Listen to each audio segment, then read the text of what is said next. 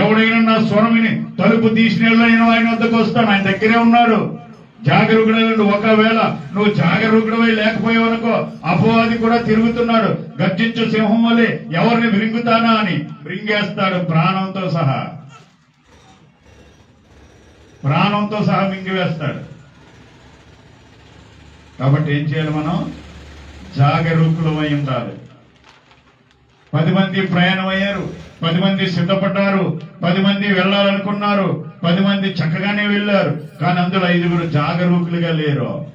అంటే నూనెను సిద్ధపరచుకోలేదు. 10 మంది సిద్ధపడ్డారు, సిద్ధపడలేదని నేను అన్నాం. వాళ్ళ క్రియలు తెలుసు దేవునికి. కానీ 5గురు వెళ్ళారు. కారణం ఏంటంటే 5గురు జాగరూకులుగా ఉన్నారు.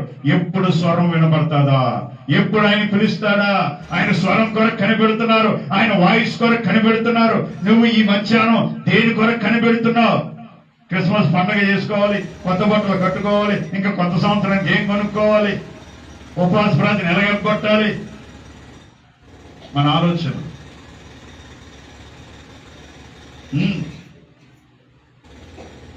ఈ 5గురు అదే చేశారు. మిగిలిన 5గురు అయితే యేసయ్య ఎప్పుడు వస్తారని ప్రతి క్షణం కూడా మెలకువగా ఉండి తమ దీపాలు ఒకరు ఆరిపోకుండా చక్క పెట్టుకొని ఒత్తులను కట్ చేసుకుంటూ ఉన్నారు. స్వరం వినబడ్డది. గబ్బ 5గురు వెళ్ళిపోయారు. దేవుని మహిమ కలుగును గాక. జాగరూకత లేనివారు, అజాగ్రత్తగా ఉన్నవారు ఎక్కడున్నారు? వెలుపల ఉన్నారు. ప్రియమైన సంగమా, ఈ మధ్యాహ్నం ప్రభు నీతో కూడా మాట్లాడుతున్నాడు. వెలుపల ఉండగోరుతున్నావా, లోపల ప్రవేశింపగోరుతున్నావా? జాగరూకుడవై చావనయున్న మిగిలిన వాటిని బలపరచుము. ఎలా బలపరచాలంటే చదవమా. నీవు ఎలాగ ఉపదేశము పొందితివో, ఎలాగ వింటివో జ్ఞాపకము చేసుకుని దానిని గైకొనుచు మారు మనస్సు పొందుము.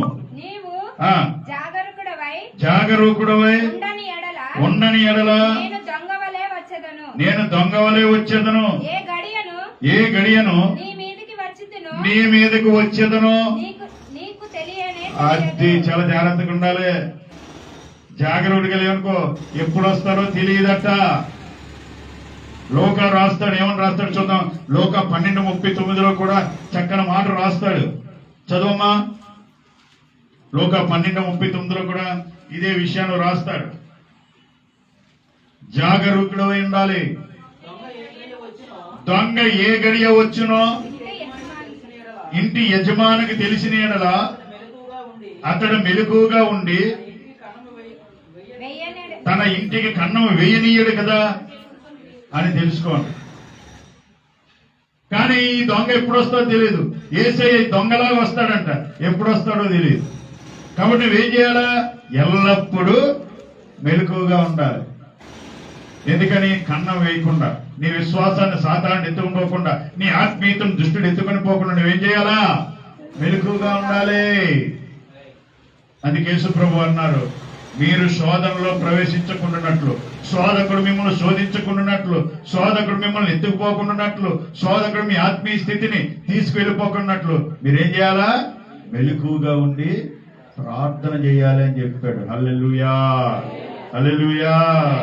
జాగరూకుడవై ఉండాలి. దేవునికి మహిమ కలుగును గాక. హల్లెలూయా, హల్లెలూయా. చూడండి, దెస్సలోనిక పత్రికలో కూడా పౌలు రాస్తాడు.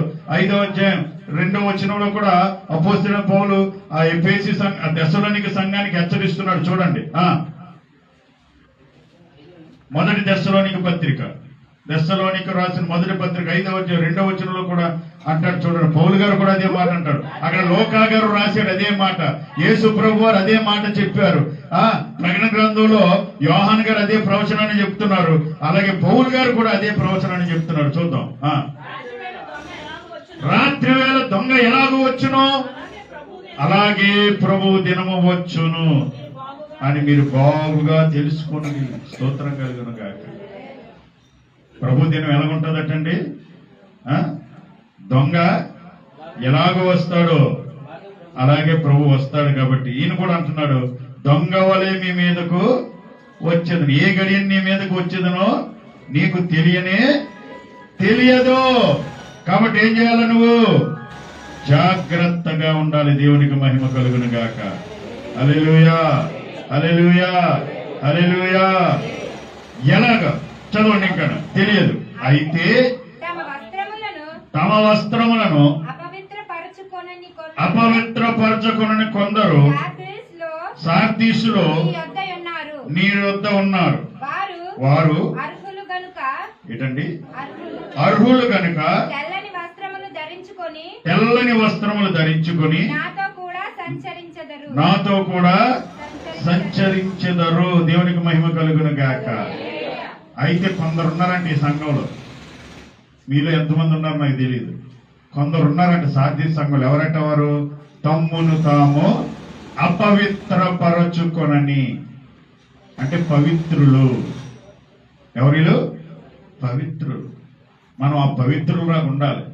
ఆ పవిత్రులుగా ఉండాలంటే ప్రసంగి ఏమంటాడంటే, ప్రసంగి కనుక తండ్రి చూడండి, ప్రసంగి గ్రంథంలో 9వ అధ్యాయం అనుకుంటా 8వ వచనంలో ప్రసంగి గ్రంథకర్త ఏం చెప్తున్నాడో చూద్దాం. చూడండి, మనం ఏం చేయాలి? ఎల్లప్పుడూ తెల్లని వస్త్రములు ధరించుకొనుము, నీ తలకు నూనె తక్కువ చేయకు. ఎల్లప్పుడు ఏం ధరించాలండి? ఆదివారం తెల్ల బట్టలు వేసుకోమంటేనే మీకు చిరాగ్గా ఉంది. ఇంకెల్లప్పుడు తెల్ల బట్టలు వేసుకుంటారు ఏంటి? చాలా సంఘాలు చూడండి తెల్ల బట్టలు వేసుకుంటారు. ఎందుకనంటే, అంటే ఇక్కడ తెల్ల బట్టలు వేసుకోమంటే, ఈ వచనం ప్రకారం తెల్ల బట్టలు వేసుకోమంటే తెల్ల బట్టలు వేసుకొని నడడం అని కాదు. తమ హృదయాన్ని తెల్లగా ఉంచుకోవాలి. వాళ్ళు ఎల్లప్పుడు ఏం చేస్తారట?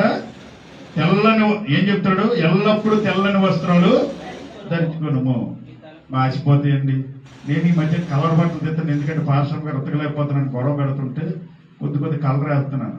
నాకు రోజు తెల్ల బట్టలు వేసుకోవాలని ఉంది. ఎందుకని? చాలా జాగ్రత్తగా ఉంటాం. కలర్ బట్టలు వేసుకెళ్ళినప్పుడు ఎప్పుడు కూడా మీదన పడదు. ఎప్పుడైతే తెల్ల బట్టలు వేసుకుని ఎక్కడ భోజనానికి అప్పుడే పడుతుంది. ఇక్కడ భయపడిపోతాం కదా, దాన్ని వెంటనే ఎలా కడుక్కోవాలి. ఇంటికి వచ్చే వరకు లేదా ఎక్కడికి వెళ్ళే వరకు ఆ మచ్చే కనబడుతూ ఉంటుంది. అయ్యయ్యో పాడైపోయింది. అంత మాత్రమే కాదు, నడుస్తున్నాం అనుకోండి, ఏంటండి ఆ మచ్చ? ఏమంటారు? ఏమండి ఆ మచ్చ కనబడుతుంది తెల్లని వస్త్రాల మీద. నీ మచ్చేదో కనబడుతుంది. అందుకంటాడు ఎల్లప్పుడూ తెల్లగా ఉండు, తెల్లని వస్త్రాలు ధరించుకో, పరిశుద్ధంగా ఉండు. దీపం వెనక పక్క చీకటి కనబడుతుంది. వెలుతురున్నంత వరకు అందులో ఏమీ కూడా లోపం కనబడదు, వెలుగుగానే ఉంటుంది. ఒకవేళ వెలుగున్నప్పుడు ఏదైనా వచ్చినా ఏం చేస్తుంది? అక్కడ కనబడుతూ ఉంటది. నీ హృదయము, నీ మనస్సు పవిత్రంగా పరిశుద్ధంగా ఉంటే ఏదైనా మచ్చున్నప్పుడు నీకు కనబడిపోద్ది. ఎవరో చెప్పక్కర్లేదు, ఇంకొకరు కూడా చూపించగలుగుతారు ఆ మచ్చని. అందుకంటాడు ఎల్లప్పుడూ తెల్లని వస్త్రాలు, అంటే ఎల్లప్పుడూ కూడా నువ్వు పరిశుద్ధంగా ఉండమని. ఇంకా నీ తలకు నూనె తక్కువ చేయకూడదు, అంటే పరిశుద్ధాత్మ నువ్వు ఎప్పుడూ కోల్పోకూడదు, పవిత్రాత్మ నువ్వు కోల్పోకూడదు. దీపము నిత్యము వెలుగుచున్నట్లు దంచి తీసిన అచ్చమైన ఒలివ నూనె నిత్యము ప్రదీపము వెలుగుచుండున్నట్లు అని అక్కడ రాయబడి ఉంది.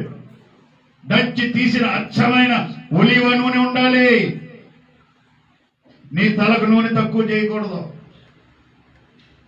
నీ తల మీద ఎప్పుడు పరిశుద్ధాత్మ అనుభవం ఉండాలి. నీ తల మీద అంటే ఏంటి తెలుసా? ఆలోచనలో, నీ ఆలోచనలు పరిశుద్ధమైనవిగా ఉండాలి. నీ ఆలోచనలు పరిశుద్ధాత్మతో నిండినవిగా ఉండాలి. హల్లెలూయా, హల్లెలూయా, హల్లెలూయా. స్తోత్రం కలుగును గాక. హల్లెలూయా, హల్లెలూయా, హల్లెలూయా. కాబట్టి మనం ఏం చేయాలి? ఏం చేయాలంటే లోకా సువార్తలో చక్కని మాట రాయబడింది, చదువుదాం త్వరగా. 21:36 అక్కడ కూడా చక్కగా చెప్తున్నాడు. కాబట్టి మీరు జరగబోయే ఈ నెలలను తప్పించుకొని మనుష్య కుమారుని ఎదుట నిలబడుటకు శక్తి గలవారగినట్లు ఎల్లప్పుడూ ప్రార్థన యందు మెలకువగా ఉండండి. స్తోత్రం. ఎక్కడ? మనుష్య కుమారుని ఎదుట నిలబడ్డానికి, ఆయన రాకడలో నిలబడ్డానికి. ఆయన ఎలా వస్తున్నాడు? దొంగ వలె వస్తున్నాడు. ఏ దినమో ఏ సమయమో తెలియదు. హల్లెలూయా, హల్లెలూయా, హల్లెలూయా, హల్లెలూయా, హల్లెలూయా. యేసు శీఘ్రముగా ఆశతో కనిపెట్టుడి, యేసు శీఘ్రముగా వచ్చున్. ఆశతో కనిపెట్టుడి. హల్లెలూయా, హల్లెలూయా. శీఘ్రంగా వస్తున్నాడు ఆయన. ఇప్పుడు ప్రొద్దుగ్రుంకి వచ్చునేమో, అర్ధరాత్రి అందేమో.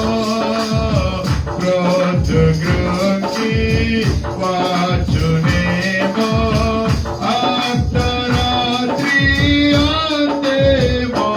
ఉదయము కోడి కోతలపుడు వచ్చునేమో, కనిపెట్టుడి. ఉదయము కోడి కోతలపుడు వచ్చునేమో, కనిపెట్టుడి. యేసు శీఘ్రముగా వచ్చును. ఆశతో కనిపెట్టుడి. హల్లెలూయా, హల్లెలూయా. ఎప్పుడు వస్తున్నాడండి? శీఘ్రముగా వస్తున్నాడు.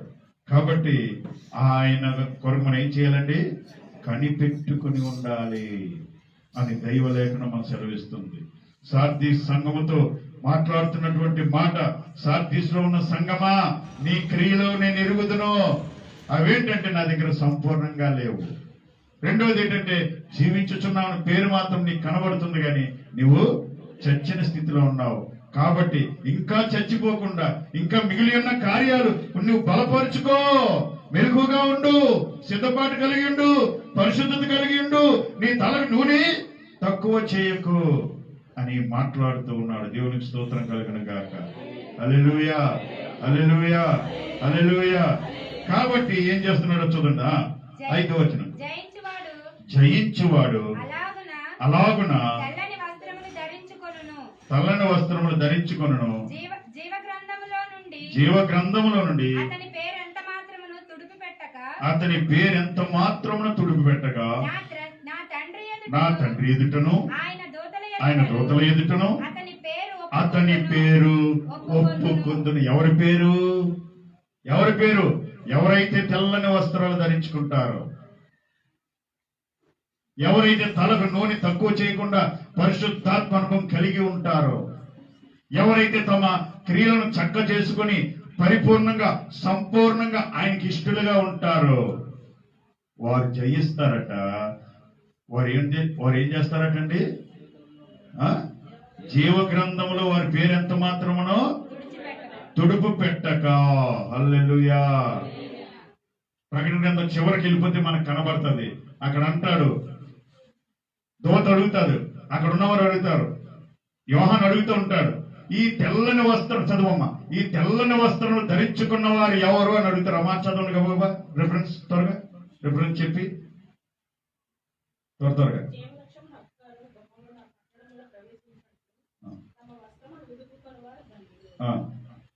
అడుగుతారు కదా ఇక్కడ, ఈ తెల్లని వస్త్రములు ధరించుకున్న వారు ఎవరు అనే ప్రశ్న చూడమ్మా త్వరగా. Glory to Lord. హల్లెలూయా. ఒక వచనం ఎత్తండి లోపు. ప్రొద్దుగ్రుంకి వచ్చునేమో, అర్ధరాత్రి అందేమో. ప్రొద్దుగ్రుంకి వచ్చునేమో, అర్ధరాత్రి అందేమో. ఉదయంబు కోడి కోతలపుడు వచ్చునేమో, కనిపెట్టుడి. పెద్దలలో ఒకడు తెల్లని వస్త్రములు ధరించుకుని వీరెవరు, ఎక్కడి నుండి వచ్చిరని నన్ను అడుగగా, అందుకు నేను అయ్యా నీకే తెలియను అనగా, అతడు ఇలాగు నాతో చెప్పాను, వీరు మహాశ్రమల నుండి వచ్చిన వారు, గొర్రె పిల్ల రక్తంలో తమ వస్త్రములు ఉతుకుకొని వాటిని తెలుపు చేసుకున్న వారట. స్తోత్రం కలుగును గాక. సుఖభోగాలందు ఉన్నవారు కాదు. ఏం చెప్పాడు తిమోతిపతి? సుఖభోగాలు ఉన్నవారు ఏమయ్యారు? చచ్చిన వారు. సుఖభోగంలో ఉన్నవారు ఎవరు? చచ్చిన వారు. వారు ఎవరు? అటు ఇటు చెదిరిపోయే నిర్జల మేఘాలు. ఉతుకుని తెలుపు ఏంటండి? గొర్రెపిల్ల రక్తం ఎలా ఉంటది? ఎర్రగా ఉంటది. రక్తంలో బట్టలు ఉతికారనుకోండి తెల్లగా అవుతాయా? చెప్పాలి. ఎర్రగా అవుతాయి, తెల్లగా అవుతాయా? కానీ రక్తంలో ఉతుక్కుంటే ఏమయ్యేటివి? తెల్లగా అయ్యాయి, పవిత్రంగా అయ్యాయి, పరిశుద్ధంగా అయ్యాయి. దేవునికి మహిమ కలుగునుగాక. ఎవరు వీరు? మహాశ్రమల నుండి వచ్చిన వారు. నాకెప్పుడు కష్టాలు, నాకెప్పుడు బాధలు, నాకెప్పుడు ఇబ్బందులు, అందుకే గుడికి రాలేకపోతున్నాండి, అందుకే కాలు పీకెత్తుని నడలేకపోతున్నానండి, ఊరంతా అయితే తెగ తిరుగుతానండి, గుడికి రావడానికే నాకు మోకాలు నిప్పండి. ఏండి ఉపవాస ప్రార్థన రావడానికే చీకటండి, భయం అండి, ఎత్తుకుపోతానండి మధ్యలో. కానీ ఊరంతా తిరిగేస్తానండి. కానీ గుడికి వస్తే మధ్యలో ఎత్తుకుపోతాను. నాకు చీకటి ఉంది, లైట్లు లేవు, అక్కడ ఎత్తుకుపోతాడు నన్ను. ఏంటి ఇవన్నీ? ఏంటివి ఇవన్నీ? గాలికి అటు ఇటు కొట్టుకొని పోయాయి. కాపాడుకుందామా? ఆయన కుడిపార్శ్వాన్ని ఉందామా? జయించువాణిని ఏం చేస్తున్నాడు? జయించువాణిని, జయించువాడు, వీటన్నిటిని జయించువాడు, ఆ చీకటిని జయించిన వాడు, లేకపోతే ఆ మోకాళ్ళ నొప్పులు జయించిన వాడు, ఆ నడకను జయించిన వాడు, ఆ బలహీనతను జయించిన వాడు, ఆ శ్రమను ఎదిరించిన వాడు ఏం చేస్తాడు? తెల్లని వస్త్రమును ధరించుకొనును, జీవగ్రంథంలో అతని పేరు ఎంత మాత్రమును తుడి పెట్టగా నా తండ్రి ఎదుటను ఆయన దూతల ఎదుటను ఆయన పేరు ఒప్పుకుందును. లేకపోతే నీ పేరు తెలియదు. నీ పేరేదో నాకు తెలియదు. ఎవరు నువ్వు? వారియో అని అడుగుతాడు. అయ్యా నేను కదా. యేసుప్రభుకి ఒక ఉపమానం చెప్పాడు. యేసుప్రభు ఉపమానం చెప్పాడు. నేను మీ ఇంటికి వచ్చాను, వస్త్రం ఇవ్వలేదు. మీ ఇంట్లోకి వచ్చాను, దుప్పటి ఇవ్వలేదు. మీ ఇంట్లోకి వచ్చాను, నీళ్ళు ఇవ్వలేదు. మీ ఇంట్లోకి వచ్చాను, భోజనం పెట్టలేదు అంటారట. భోజనం పెట్టలేదని అంటే ఎప్పుడు వచ్చావయ్యా అని అడుగుతారట. వచ్చాను. హల్లెలూయా. ఆయన చేర్చుకోలేదనుకో నీ పేరు అక్కడ ఉండదు. ఏమయ్యా నా పేరు ఎందుకు లేదు? 1985 సంవత్సరంలో పాస్టర్ ప్రసన్న కుమార్ గారి ద్వారా నేను బీచ్ లో నీటిలో మునిగాను కదయ్యా. అప్పటి నుండి మానకున్న గుడికి వెళ్తున్నాను కదయ్యా, దశంబాగు వెళ్తున్నాను కదయ్యా, కానుకలు వెళ్తున్నాను కదయ్యా, ప్రార్థన చేస్తున్నాను కదయ్యా. నువ్వెవరో నాది నీ పేరు లేదు ఇక్కడ. నా పేరు లేదా? ఎందుకు లేదయ్యా? నీ పేరు లేదంతే. ఎందుకని లేదు? నువ్వు ఎలాగున్నావు? నీ క్రియలు సంపూర్ణంగా లేవు. క్రియలు ఉన్నాయి కానీ ఎలా లేవు? సంపూర్ణంగా లేవు. కాబట్టి నీ పేరు లేదు. ప్రియమైన సంగమా, నీ పేరున్నదా? నీ పేరున్నదా? ఆ పక్కపడం నీ పేరున్నదని, నీ పేరున్నదన్నది.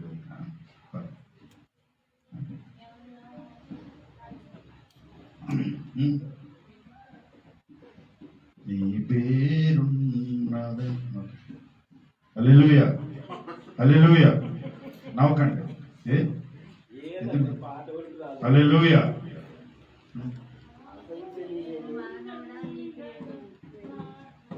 హల్లెలూయా. పేరుండదు మనకి. జీవగ్రంథంలో పేరుండదు. కాబట్టి ప్రియమైన సంగమా, చాలా జాగ్రత్తగా ఉండాలి, మెలుగుగా ఉండాలి, జాగరూకుడు అయి ఉండాలి.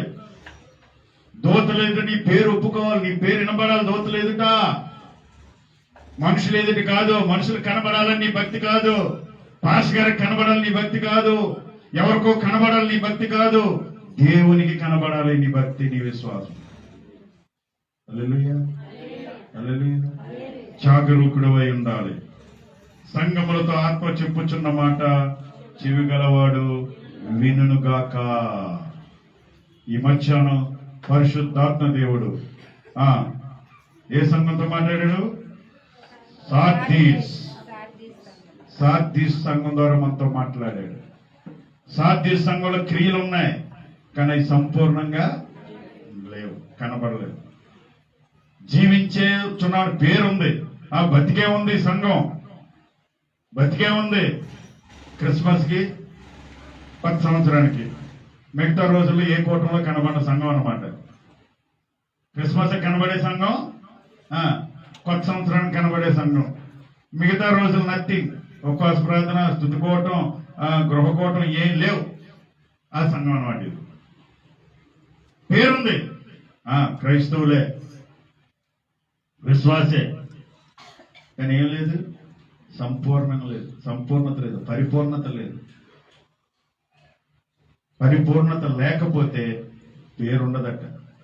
వీటన్నిటిని ఎవడైతే జయిస్తాడో, ఎవరైతే మెలకుగా ఉంటారో, ఏమండి, శ్రమ అయినా, కష్టమైన, వ్యాధైనా, ఇబ్బంది అయినా, ఇరుకైనా, ఎవరైతే వాటన్నిటినీ అనుభవిస్తూ ప్రభు సన్నిధిలో పరిశుద్ధత కలిగి తెల్లని వస్త్రాలు ధరించుకొని తలకు నూనె అనగా పరిశుద్ధాత్మను కలిగి ఉండి నిత్యము జీవిస్తే తండ్రి ఎదుట వాడిని నేను ఒప్పుకొందును. లేకపోతే ఒప్పుకోడు. నువ్వెవరో నాకు అక్రమం చేయవర్లారా. తర్వాత ఆఖరిని వెళ్ళారు వీళ్ళు, నెమ్మదిగా వెళ్ళారు. మేము విశ్వాసమే, మేము భక్తులమే అని చెప్పి మళ్ళా నూనె కొనుక్కొని నూనె వెలిగించుకొని వెళ్ళి అవసరం తలుపు కొడుతున్నారు. అయ్యా తలుపుతి నేను ప్రసన్న కుమార్ పాస్టర్ గారిని. తెలీదా నీకు? సంజీవ్ కాలనీలో ఈ ఇంటి మీద చర్చి కట్టాను, ఎంతమందికి బాప్తీసం ఇచ్చాను. ప్రసన్న కుమార్ని. అయ్యా నువ్వెవడో నాకు తెలియదు.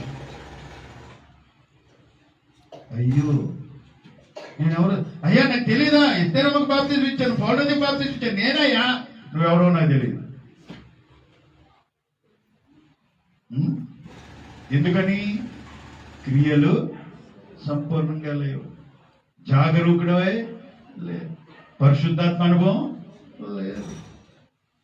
పరిశుద్ధత లేదు. అందుచేత హల్లెలూయా నువ్వెవరో. అయ్యా మాతో ముందు 5గురు వచ్చారయ్యా, మా ముందే వచ్చారు, మా ముందు 5గురు వచ్చారు కదా. నాకు తెలియదు మీరెవరో, నాకు తెలియదు మీరెవరో. అప్పుడు చెప్తూ ఉంటాం, పలానా పేరు నాకు తెలుసు కదా. నష్టం. నువ్వెవరో నాకు తెలియదు అంతే. కాబట్టి దేవునికి మహిమ కలుగును గాక. హల్లెలూయా. జాగ్రత్తగా ఉందాం, జాగరూకులు ఉందాం, మెలకుగా ఉందాం. ఆయన దగ్గర మన పేరు వినబడేటట్టు చూసుకుందాం. ఆయన గ్రంథంలో మన పేరు ఉండేటట్టు చూసుకుందాం. జయిద్దాం ఈ లోకాన్ని. ఏమండి, సార్దీసు సంఘం వల్లే కాక మంచి సంఘం ఇంకా ముందుకు రాబోతుంది. జీవము గల దేవుని సంఘంలాగా ప్రవర్తిద్దాం గాక. దేవుడి మాటలు మన వెనుకల్లో దీవించి ఆశీర్వదించును గాక. ఆమేన్. తలలు వంచండి, ప్రార్థన చేద్దాం. తలలు వంచండి, ప్రార్థన చేద్దాం. గ్లోరీ.